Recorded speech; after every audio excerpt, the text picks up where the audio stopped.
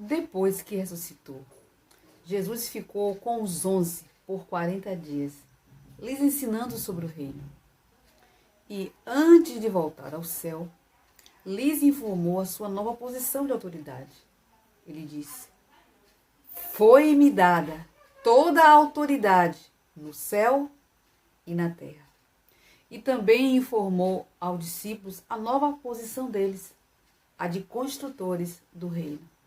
Vão e façam discípulos, batize-os e ensine-os a observarem todas as coisas que eu já ensinei vocês a observarem.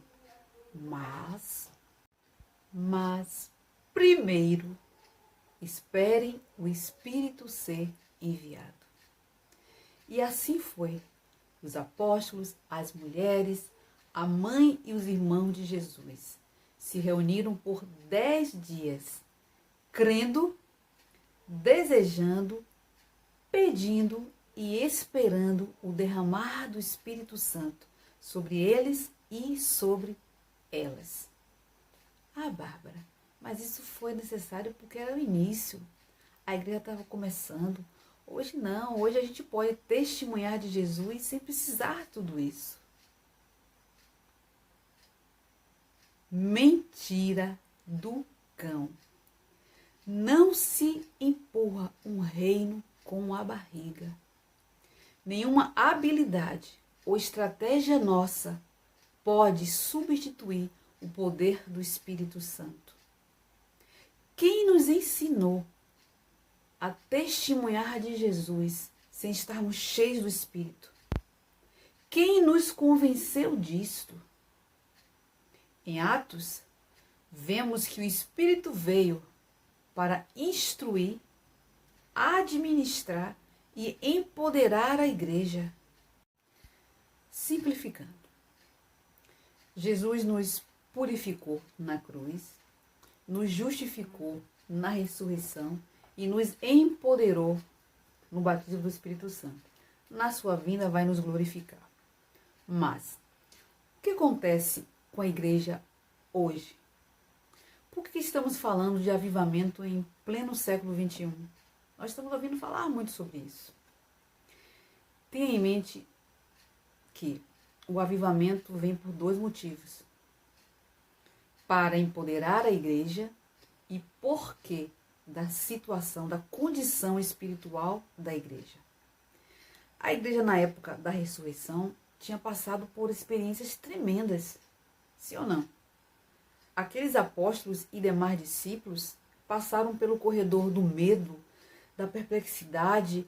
Eles acabavam de ver o seu mestre ser preso, crucificado e morto. Depois de tantos milagres, parecia que tudo tinha ido por água abaixo. De repente, não sabiam o que fazer, o que pensar, sentir.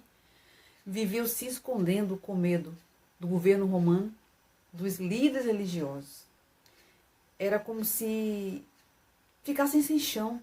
Afinal, seu mestre estava morto e não poderia salvá-los e nem tirá-los daquele misto de decepção, frustração e pavor que estavam se encontrando. Eles não entendiam as profecias. Deveriam entendê-las, mas não entendiam. Paciência.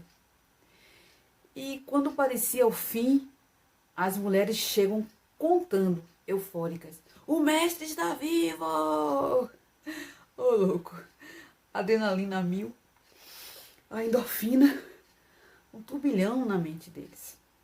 Eles vivenciam a ressurreição de perto. Passam 40 dias lidando com o homem que ressuscitou, o mesmo que eles abandonaram e negaram. Agora, a ficha deles começa a cair. Agora, eles têm certeza que Jesus é mesmo o Filho de Deus. Gente, eles passaram 40 dias na imersão, no intensivão do céu. Mas vocês acham que eles estavam preparados para o que viria depois? Ora, se Jesus, o Filho, precisou ser cheio do Espírito Santo para começar o seu ministério na terra. O que dizer dos seus discípulos? Considere.